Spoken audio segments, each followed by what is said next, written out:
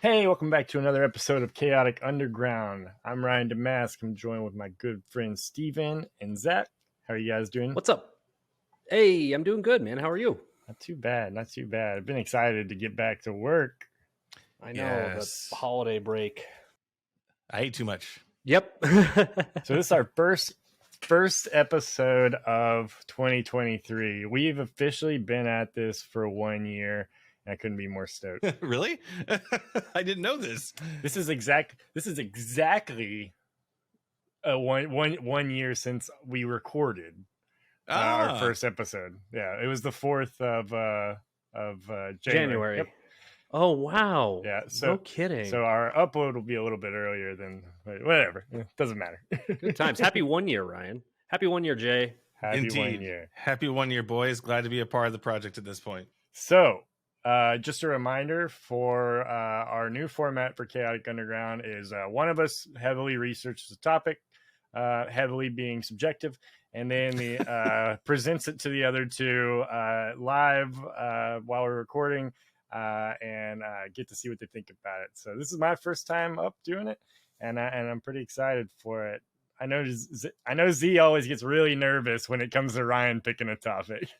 The last topic you did was a chair. So... Well, no, it wasn't. I'm pretty sure it was dolphins. Yeah. Oh my god. Is it any better? It's not any better. Sex, drugs, and dolphins. Best topic ever. Oh my god. And I think you came up with that title too. Oh yeah. So, how do you guys feel about the Wild West, the American Old West? I like the Wild West. I like the history of the Wild West. You're a big fan of outlaws like Billy the Kid, Doc Holliday, Jesse James, Bill Doolin, and the Wild Bunch.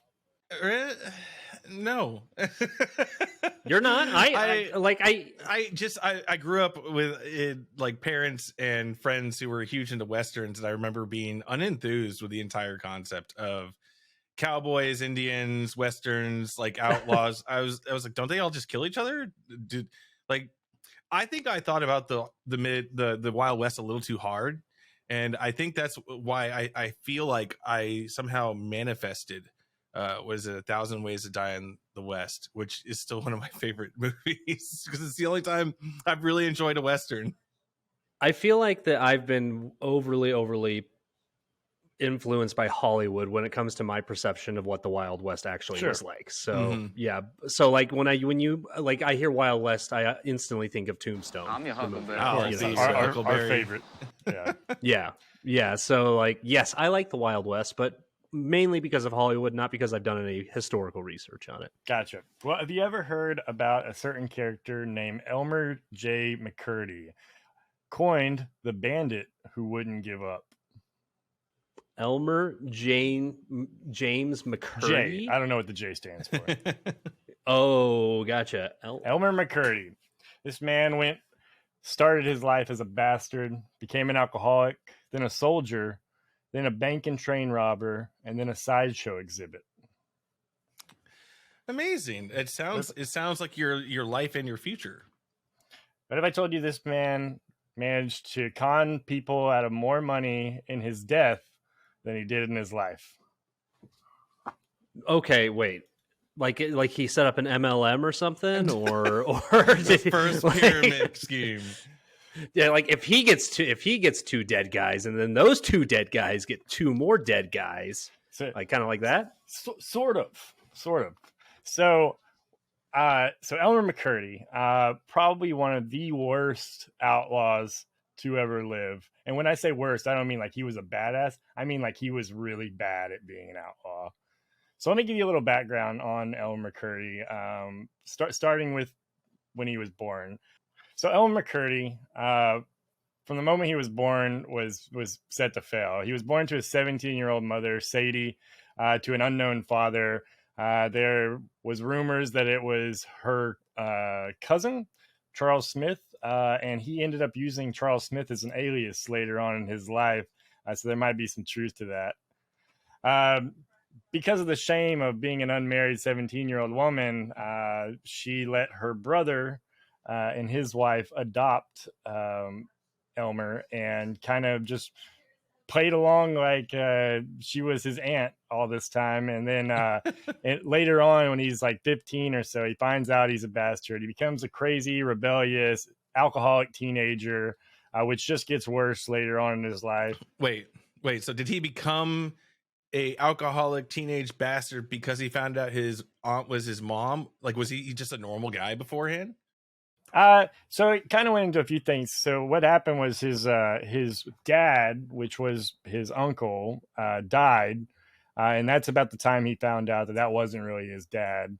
And so you can imagine the turmoil and emotions of finding out something like that, as a teenager, nonetheless. It's kind of okay, minus the whole cousin thing. It's kind of already a little weird for me. So first off, my mom had me at 17. My dad was unknown to me for a bit there. I thought my one dad was a different guy until I found out he wasn't my dad. Yeah, so I had a problem with alcohol at one point. So are you watch out for this? Are you guy. Trolling me, Ryan? Watch out for this. Are you guy. Trolling me? We'll see. Tell me how much of the rest of this adds up with your history. So I know it's probably going to get a lot weirder, I imagine. So yeah, we're on bullet point 1, right? And his life is not even the start of it. So he actually goes and after that moves in with his grandfather and becomes like an apprentice plumber, and actually kind of gets his shit together for a little bit until the huge economic downturn in 1898, and he lost his job. His mom died, and then his grandfather died within a month. So he has no living family really left. So he started traveling around the U.S., but he couldn't keep a job because his alcoholism was just like spiraling, right?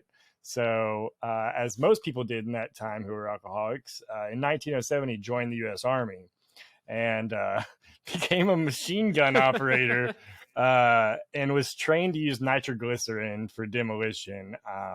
And by the looks of it, was trained very poorly. So you're going to give an alcoholic a machine gun. Is that what I'm understanding is happening machine here? gun and explosives?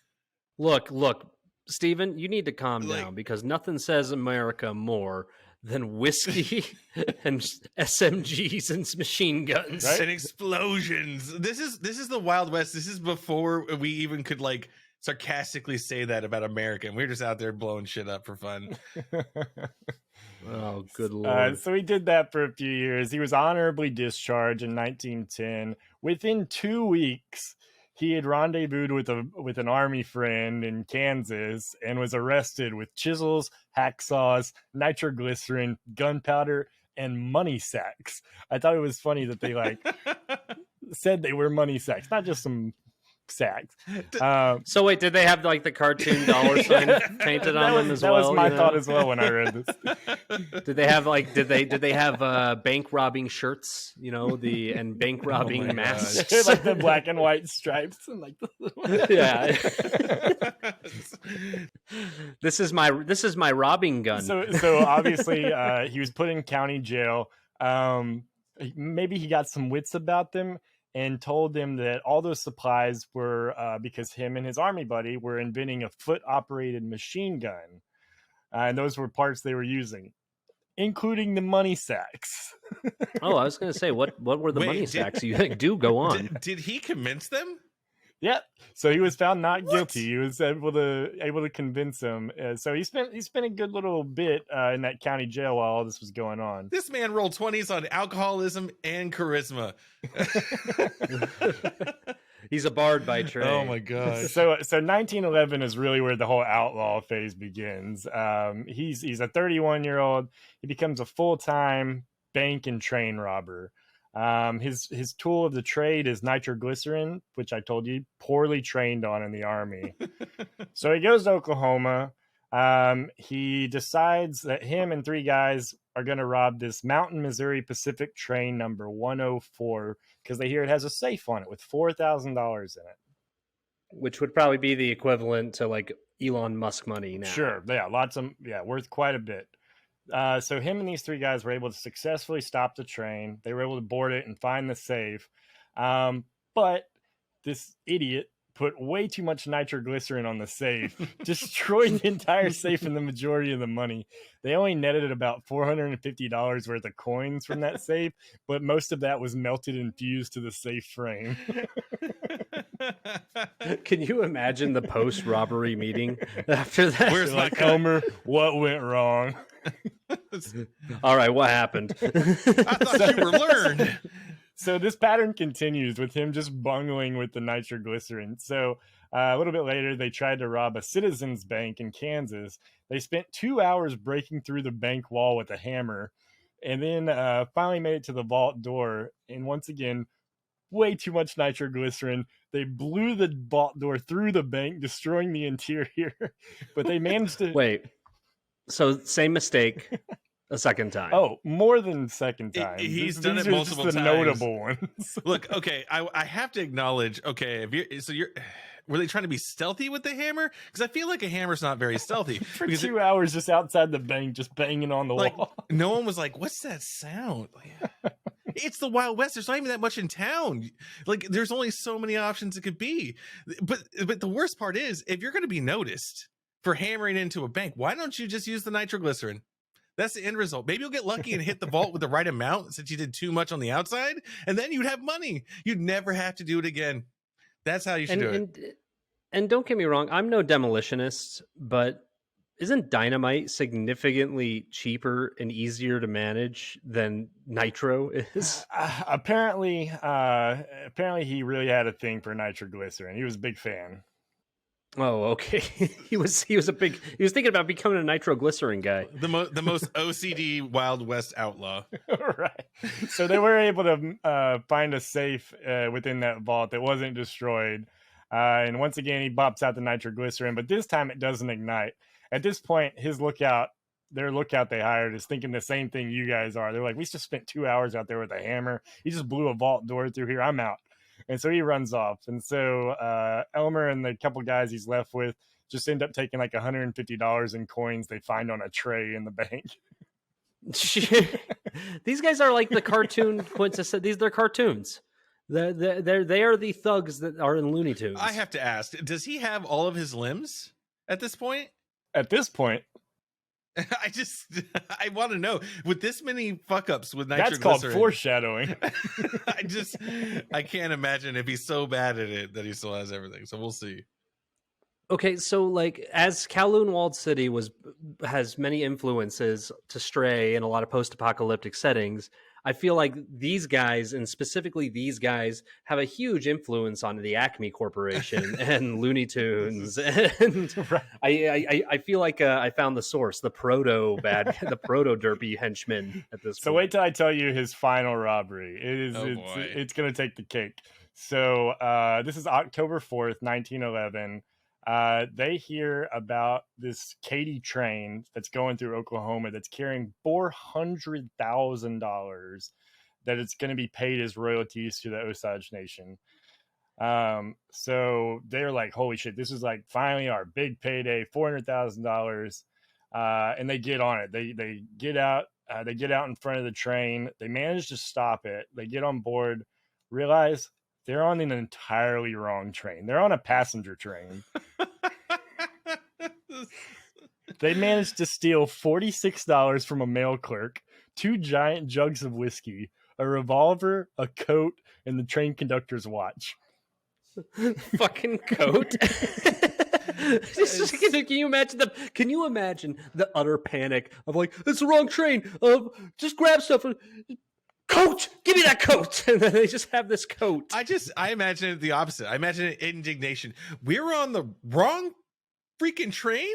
Really? Give me your coat. Give me that watch. You know what? Give me that revolver. You can shoot me with it. No, I want it. Like, just you're upset. You're upset. Oh my God. $400,000, $46 in a coat. That's what you fucking got. Like, I'd be upset too. Oh my gosh. A state newspaper actually came out a couple of days later and said it was one of the smallest in the history of train robbery. Like insult to injury. It's published insult. If there's an afterlife, I'm sure that he's really, really not happy that this is his legacy that he's left behind. And it's probably given his soul a complex of some kind, but damn, I am so glad that this guy existed. So obviously disappointed as hell. He trekked back to this ranch that he was hiding out at, and just got drunk on those 2 big ass jugs of whiskey that he got off the train. Unbeknownst to him, 3 sheriffs kind of got word of who it was that robbed that train, and managed to sneak up on the ranch in the early morning, and had a shootout for an hour with Elmer McCurdy until finally they shot him in the chest and he died. And they came out in a newspaper article after that and said like there was like 2 empty jugs of whiskey in the barn where they found him. So he had gotten like obliterated the night before. So this guy was like probably still drunk, extremely hungover, just shooting it out with cops for an hour. The worst part is my instant thought when you were telling me that this took an hour is they had that many bullets. That's what I was thinking, and the fact that like he was like this drunk, and then the other thing is, they said that he died from a single bullet hole to the chest while he was laying down. So I'm like, honestly, those sheriffs were probably just like, "Fuck this guy, we're tired of dealing with this stupid bank robbery." Here's what I'm thinking. Okay, Elmer McCurdy. Okay, not the brightest, sharpest tool in the shed. All right. Now, how dumb was the rest of his gang to elect him the leader? Oh my gosh. You gotta wonder if he just kept finding some strays on the street. Like, you want to make a quick buck? That's probably it. Just like now for all his failures, he was truly the bandit that wouldn't give up. I mean, he had so many failures, but he just kept going even after death. So after being killed by the sheriffs, his body was taken to Pawhuska, Oklahoma, where Joseph L. Johnson, who was the undertaker and owner of this funeral home or mortuary, whatever you want to call it, he embalmed him. They kind of used like an arsenic-based preservative around that time that they would put on when no next of kin were found because it would keep it fresh for a longer period of time. But it just sat there and laid unclaimed forever. So he just like stuck it in the back of the house for weeks, months, unknown. But he shaved his face. He dressed him in a nice suit and everything. And he refused to release it to anyone, like the state or anything, until his services were paid for. So after it sat there forever, he finally was like, all right, whatever. I'm going to make some money off this at least. So he decided to dress him up in street clothes instead of the suit. He placed a rifle in his hands and he stood him up in a casket in the corner of his funeral home. And if you put a nickel in its mouth, the visitors could view the bandit who wouldn't give up. And guys, this was a hit. What? This started drawing crowds. People could come see this famous outlaw and place a nickel in its mouth and you know, get to see it or whatever. They weren't like taking pictures with it back then. This is 1911. Did they automize it? Like, did he automate him with a coin? There's no. No. It wasn't so much that. It was just you pay a nickel to be able to see him, and the collection method was putting it in his mouth. So do you have to dig it out of his mouth? I assume so. And at the rate these nickels were going in, he probably had to do it frequent. Man, I feel like there's better ways to do that. How about box next to coffin? Absolutely. But apparently it worked. Joseph Johnson was like swimming in a sea of nickels, and he knew it. People kept coming to him offering to buy the body, and he refused. He wanted to keep this thing, and he did for about 5 years. He had that thing posted up in the corner of his shop until a man named Aver came along and said he was Elmer's long lost brother from California. He had already contacted the sheriff and the local attorney and got permission to take custody of the body. So he came with another guy, Wayne, who he said was his other lost brother, and said they were going to put him on a train, bring him back to California, and give him a proper burial. Unfortunately, that train was not headed to California. It was headed to Kansas. And that was not a man named Aver and Wayne. They were named James and Charles Patterson, who ran the Great Patterson Carnival shows. Oh boy. They heard about the popularity of this corpse at this funeral home and all the money it was making, decided they wanted that to be part of their carnival. Okay, so first and foremost, I need to understand, whoever this guy was, he did a great job preserving the body. Like, that's the thing I'm taking away from this. It's not that it was an attraction. It's that this guy was good at his job, because he threw him in the back room for multiple years, just like to spite him because nobody came to pay for his shit. It's not like it's not like he had him on ice. He just embalmed. Did he re-embalm him? Did he? Yeah. So over the course of this, they just keep adding embalming. They keep doing more and more to try to keep him fresh. Juicy. Oh my lord. It's such a funny concept. He was like, man, no one's coming to pay for this. I guess I'll just put it in the closet for now. Like the forgotten NES that you all of a sudden discover later on. You're like, wait, this will be fun. I should bring it to the front room. And it's just luggage. It's so many things besides something he planned out. And then he just got lucky. And then he got bamboozled, if anything. Okay. So Aver comes and claims that he's his long lost brother. Yep. The circus owners, so-and-so and Patterson, send him essentially to go retrieve the corpse. They are him. They give him fake names. They go get it. They claim they're the long lost brothers. Okay. So they claim that they take the corpse. Wouldn't it be easier to find a corpse, you know, one that nobody's, and embalm that one, and just this particular corpse that's making all this money. So the Patterson brothers, they held on to this body for another 6 years and had it as part of their carnival, until eventually they sold the whole carnival to a man named Louis Sonny, and he used the body in his traveling museum of crime, was what it was called. and Elmer McCurdy's body was placed next to wax models of outlaws like Bill Doolin, like Jesse James, like all these other ones that we're all big fans of still to this day. And in the middle of them is this embalmed dead body of the bandit who wouldn't give up, Elmer McCurdy. This went on for like another 10 years, right? And in fact, this little traveling museum of crime was the official sideshow for the 1928 Trans-American Foot Race, where they literally raced across the country. We did, as Americans, we did weird shit early in our nation's life. At least I feel that way. It's like, hey, do you guys want to run across the whole thing? It's the biggest continent, like single biggest country. Like, do you guys just want to run across it? There's dead bodies on the sideshow. We'll take a dead body with us though.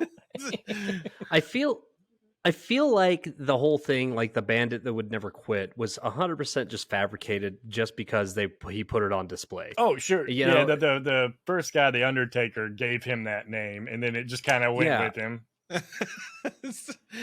Look, this is just early world marketing. That's all it is. It's PR and marketing. Because ultimately, like we talked about, like putting money in the corpse's mouth is a terrible idea and a terrible way to collect money. But I bet that's half of the fun. It's like, ooh, a dead body. I could get close to touching it by putting a nickel in there. What the hell is wrong with us as a society that attracts us? You know, how boring was that time period? Where we were like, it was really boring. Kids, get in. I don't know what the fuck that. Get in the carriage. We're going to see this dead body 4 towns over. Yeah, we're gonna go see this dead body 4 towns over. We're gonna put a nickel in its mouth and go, ooh. I mean, you know, and it's. This is the era of like sticks and hoops, isn't it? You know, like they just roll it down the street in the dirt streets. Yeah. I mean, if alcoholism was basically the adult's hobby and sticks and hoops was the kid's hobby, you know, dead body is kind of a nice change. Well, also, Stephen, let's think about this too. We were bored all the way up, and we were that level of bored all the way up until the 90s. You know, like, so the human race was bored. Like, because even when we got computers and technology, what did we do in the 90s? We had Where's Waldo books. We had screensavers. We had 3D. We just stared at shit. So, like, or you remember the little thing at like Cracker Barrel, like with the little pegs that you would It's like that kind of shit would entertain me for days. Okay, to be fair, the Cracker Barrel one's not fair. Like the Slinky. Oh yeah, I was obsessed with those things. Silly Putty. Oh my gosh, we were much easier to entertain than kids are today. Okay, now we're just doing a whole segment about how old we are. Yeah, absolutely. We need to go back to the disappointing Bandit and not reveal too much. I derailed us a little bit there, but no, I was just stating that we've just been a bored race of society to pay for shit like this and do stuff like that. I mean, we've always been interested in kind of like gruesome things. There's that I don't know if it's an art installation or like a thing where they actually have the real dead bodies waxed and they're like kind of pulled apart so you can see the musculature and everything. Like that goes around the nation and it's literally dead bodies exposed. But is that more for like scientific reasons than it's where pure entertainment? It's entertainment. There was nothing scientific about Elmer McCurdy. I mean, look, again, I still say this is early world PR, and now we have at least a few more reasons why to cart around dead bodies and show them off that we can at least kind of sell to people. Like, oh no, the scientific nature of what we're doing with these dead bodies is important, and you should experience it at least once in your life so you can learn something. Not, hey, you want to put a nickel in this guy's mouth? He never gave up. He never gave up. Hashtag new sentences. Hey, you want to put a nickel in this guy's mouth? So speaking about you said like, at that time, or not at that time, just as a human race, we're kind of attracted to gruesome stuff. Well, around that same time period, there was this filmmaker, this exploitation filmmaker, Dwayne Esper. And he was making a movie and promoting it, and it was called Narcotic, and it was all about what drug addiction and drug abuse and stuff. And so Louis Sonny, who currently owns a weird word, but currently had possession of this body, so he loaned him out to Dwayne Esper to promote this movie, and Dwayne Esper would literally put this corpse in the lobby of theaters, like dressed him up in like rags, and he claimed it was a dead dope fiend whom killed himself, surrounded by police after robbing a drugstore to promote or support his habit. And the body at this point, this is 1933. This is 22 years after he first was embalmed. It's mummified. The skin's hard and shriveled, which Esper claimed was proof of drug abuse and like the horrors and dangers of drug abuse. I'm not gonna lie. One thing to take away from this is that's far more effective than Reefer Madness ever was. And two, whoever they have to continue mummifying / embalming or whatever to keep this guy in good order is very good at their job. Like, I feel like his arms would start falling off at some point or something. Did they put wire in him? Like, they could pose at some point. They, I believe, when it first went to Louis Sonny, who had like the wax, Bill Doolin, Jesse James, all that. I believe to kind of try to keep him somewhat not just falling apart, he kind of did like a layer of wax over him as well. Okay. And then that continued. So when Louis Sonny died in 1949, this is 1949, it's 39 years after he died. Jesus, the corpse, his son was just like, his son like knew that was a body, right? And he was like, fuck that, and he just put it in a warehouse in LA. And then a few years later, in 1964, we're coming up on like semi-modern times, right? The corpse is older than he was alive. Yeah. In 1964, Dan Sonny, who was the son, he sold a bunch of the wax figures from his dad, as well as Elmer McCurdy's body, to Spoonie Singh, who was the owner of the Hollywood Wax Museum. So sold the body and these wax figures for $10,000. And he was placed in the Wax Museum. Now, it's a little unknown if Spoonie Singh from the Wax Museum knew it was really a dead body or not at that point. or if the son just kind of slipped it in there just to get it out of his warehouse. But anyways, she lent it to a couple guys who were doing an exhibit or a show at Mount Rushmore, and a huge windstorm came through, and it just damaged the shit out of this body. It ripped off his ears, a bunch of his fingers, some of its toes. And so when she got it back after this, decided it was not lifelike enough to exhibit anymore, and so just sold it off to this random amusement area on Long Beach. See, now I just feel like he's the kid at the end of the volleyball or dodgeball that gets picked last. He's just at that point, just bury it. Right. That's my thought. Like, where's the point where we stop trying to give to some like grifter and we go, you know what? I'm just going to dig a hole and throw it in there and just call it a day. It's right about here. So in 1976, the production crew for the $6 Million Man came to Long Beach, and they were filming a scene at this amusement zone called the Pike. And during the shoot, one of the prop men needed to get it's fucked up. They had him like hanging from like some gallows in this attraction or whatever, and the prop guy needed to move him to like get him out of the shot. And so whenever he tried to like take it down from the gallows, which they just assumed this was like a wax figure of an outlaw or something, one of the arms just broke off and fell on the ground. He picked it up and saw that there's bones and tissue and stuff. And like they freaked the fuck out. They called the police in. That's amazing. The coroners came in. So here's the journey. McCurdy dies. Okay, he gets put in the back room, over embalmed after nobody claims his next of kin. Okay, he is marketed as a body. Like everybody knows that's a body. Then eventually gets to the point of decomposition and layers of wax that people forgot that it was a body or just didn't know it was a body. Like, yeah, you literally couldn't tell at this point. It was covered in so many layers of like wax, and then they put like some paint on it to try to give it like some color, like that you could not tell that this was really a body anymore. I mean, and it looked terrible on top of it. Right? I just love that it took that long for somebody to react normally to a dead body just being like displayed. Somebody was like, "Holy shit, that's a dead body. Let's call the police." Or whatever, you know. I feel like you can see how society became softer and softer like, over time. You know, it's the 70s. We should now do something about this body that was born in 1880. That's right. Before World War II, we just hung out and played with dead bodies. That's what we did. This body survived 2 world wars. We've signed multiple war crime acts since then. Oh Lord, that is a very true statement. I never thought about that. Like, they just said, "Oh, that's terrible. That's a terrible thing to do to a dead body and a person." It was from back then. Don't worry about it. We'll start from here. Anything after this date, that's bad. All the other stuff, that's fine. Whatever. I guess the saying rings true. Time heals everything. No, it doesn't. He was a dead body. His arms fell off. He tied in a heel shit. It just scared the hell out of the stunt coordinator.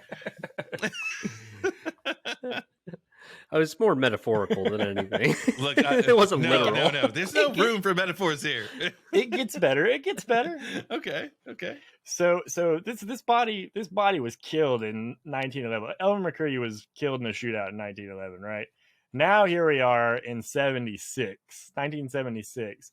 So they bring in the coroner, and obviously he has to do an autopsy.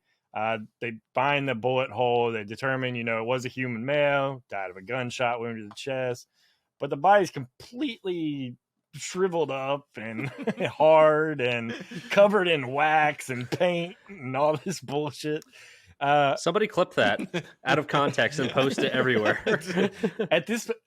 At this point, this body only weighs 50 pounds. Whoa. Crazy. And it had shrunk some. There was still a little bit of hair visible that had been like caught in the embalming process. What? But how are they going to figure out like who the fuck this body is, right? So they were able to test the body and found the presence of that arsenic from that earlier embalming, which was only used like around that time period. And so they kind of got a profile of like when this body was from. They also found like tuberculosis in his lungs, which he had got when he was a minor. He had scars.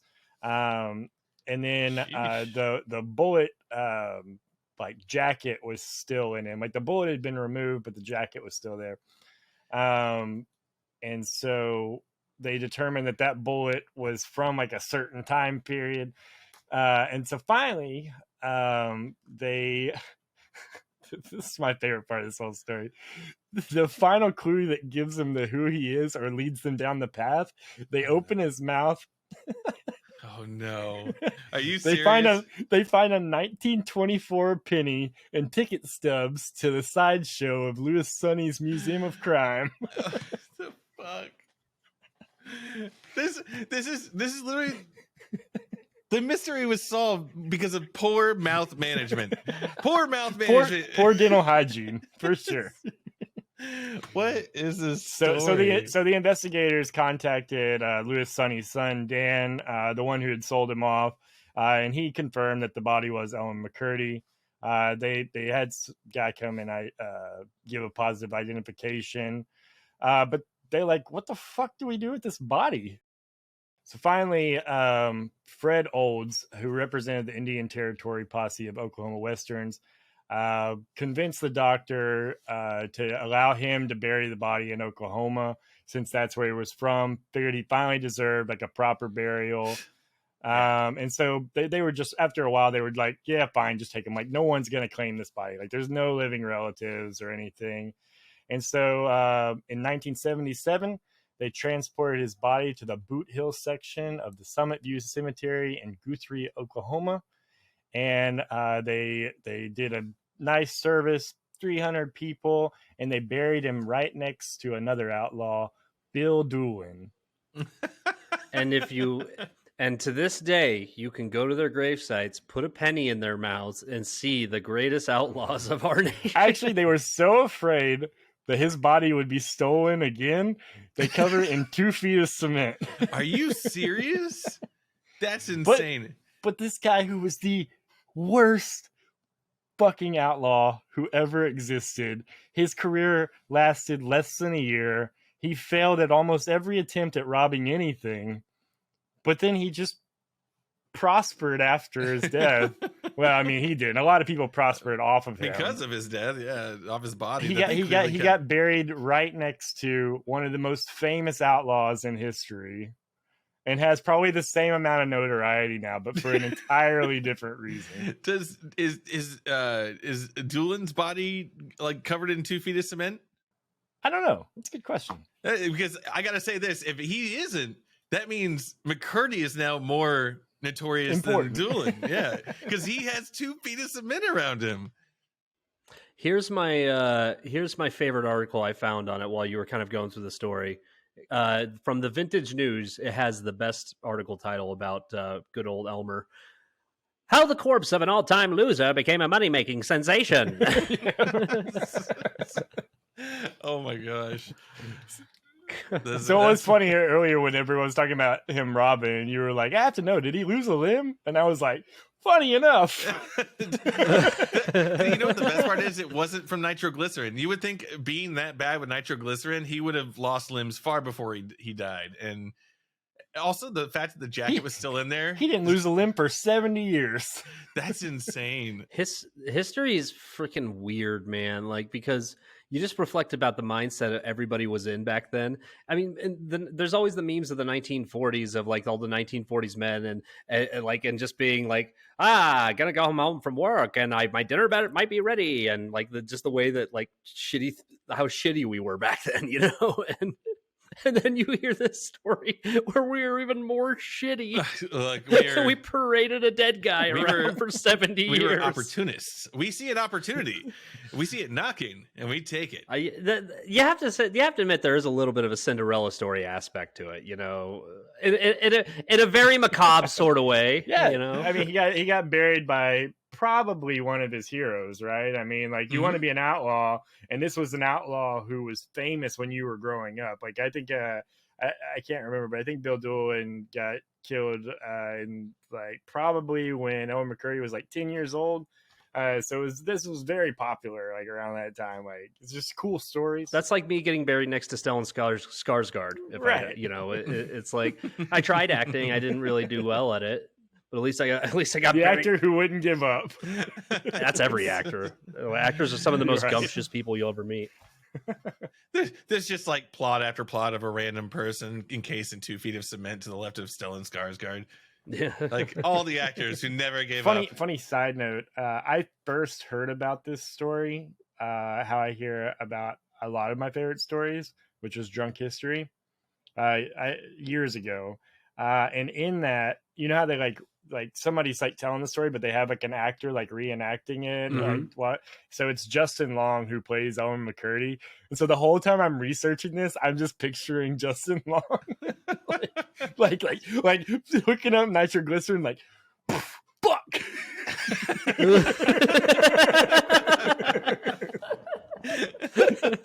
I highly encourage it. It's season 5, episode 12. I rewatched it before we got in here tonight just because I was like, I need that inspiration. I want to watch it. All right, guys. Well, man, this was a fun episode. I'm glad you guys enjoyed it. I was on board. Such a cool story that's just like out there. Just when I thought your topics couldn't get any dumber, you go and do something like this and totally redeem yourself. So, just a reminder, we have so much cool content coming in 2023. We're definitely going to do more underground with paranormal stories, cool stories, weird stories from history, and urban legends, things like that. We have merch as we've told you 100 times, but you might be new here. So here's one of our Chaotic Underground t-shirts featuring one of our Men in Black. Z's rocking that cool Chaos Included hoodie and beanie. And I got the beanie on. And Steven's not really a fan of the show, so that's just not true, you little bastard. Well, the link to the merch is down below in the description. You're definitely welcome to check it out. But more importantly, make sure you like and subscribe this video. It really helps us out as we try to grow and allows us to do much more cool content.